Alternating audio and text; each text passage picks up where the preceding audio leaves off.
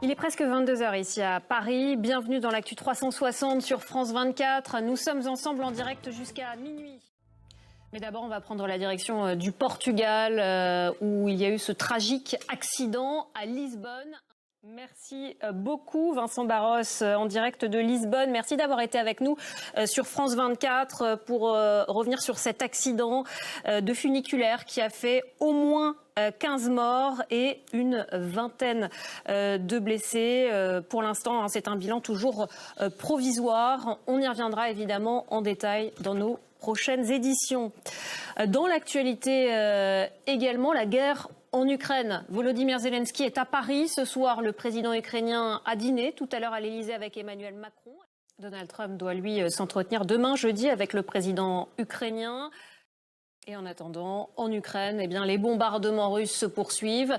La nuit dernière, plus de 500 drones et missiles russes se sont abattus sur le pays, principalement à l'ouest. Depuis Pékin, où il est en déplacement, le président russe Vladimir Poutine s'est dit prêt à une rencontre avec son homologue ukrainien ou à mettre fin à ce conflit par la force. Regardez. Et la guerre en Ukraine, on y reviendra dans notre édition de 22h30. On reviendra sur les enjeux de cette réunion de la coalition des volontaires pour l'Ukraine qui se tient demain matin à l'Elysée à Paris.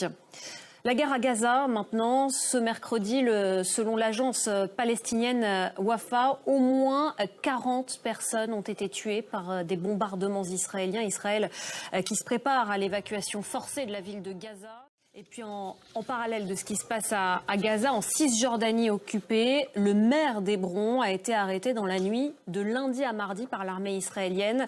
On va retrouver à Jérusalem Stéphane Amar. Et ce qui se passe au Proche-Orient a des répercussions, même lors des événements sportifs, puisque ce mercredi, la 11e étape du Tour d'Espagne a dû être écourtée. La politique en France, maintenant, à 5 jours du vote de confiance des députés, François Bayrou, sur la sellette, tente toujours de convaincre. Le Premier ministre a ainsi poursuivi ses consultations aujourd'hui à Matignon, des consultations débutées lundi avec les partis politiques. Et le Parti socialiste pourrait être la clé du vote. Il sera reçu demain. On voit ça avec Nicolas Chamontin. Et puis la tension monte en ce moment autour de Bloquons tout, la mobilisation prévue le 10 septembre prochain, 2 jours après le vote de confiance. Une note des renseignements inquiète les autorités. Des actions violentes et des sabotages notamment pourraient avoir lieu. Mathieu Boisseau. Et vous pouvez retrouver sur notre site internet www.france24.com. On va parler économie maintenant.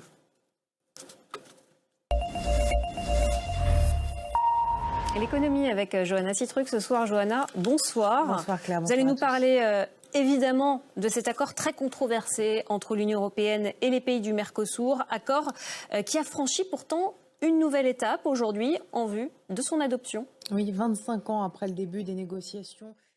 Merci beaucoup Johanna Citruc, c'était l'économie. Avant de se quitter, je vous rappelle la principale information de la soirée. L'actu 360 continue après une courte pause.